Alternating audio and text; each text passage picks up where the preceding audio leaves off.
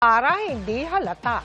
Pinagmukhang arcade o amusement center ang isang pasugalang sinalakay ng National Bureau of Investigation o NBI sa Makati kung paano na itatago ang pagkubra sa panalo sa pachinko.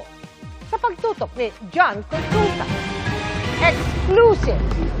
Wait lang po kami Pagkabigay ng timbre ng kanilang assets sa loob,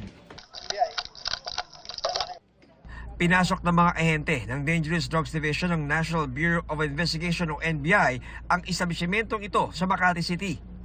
Hands up! Hands up! Tumambad sa mga operatiba ang 25 Japanese at isang Taiwanese na naglalaro ng electronic slot machines. May 103 lahat ang makinang yan ng establishmento na kilala sa Japan sa tawag na pachinko. Ayon sa NBI, nagpapanggap na arcade o amusement center ang establishmento para maitago ang pagsusugal ng kanilang mga parokyano. May mga players, bibili ng card, tapos yung card yung ipanglalaro, nag-earn ka dito ng points.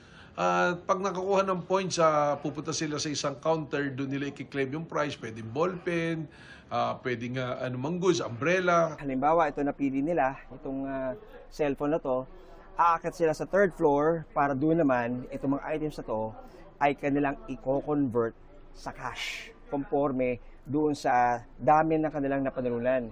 Pero alam niyo mga kapuso, isa sa mga indikasyon ng lahat ito ay talagang scheme lamang. Ang mga kahon, mga nakabalot ng mga cellphone, lahat walang laman.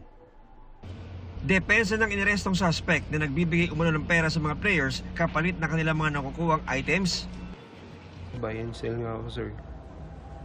So, binabay ko siya. After that, sinisell ko rin.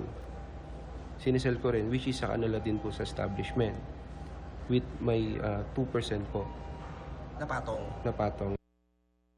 Dahil pinalalabas umanong arcade lang, mas maliit ang buwis nito kumpara sa mga legal na kasino. Sasampahan ng paglabag sa PD 1602 o illegal gambling ang may-ari ng establishmento, mga empleyado at mga nahuling parokyano. John Consulta, Nakatutok, 24 Oras.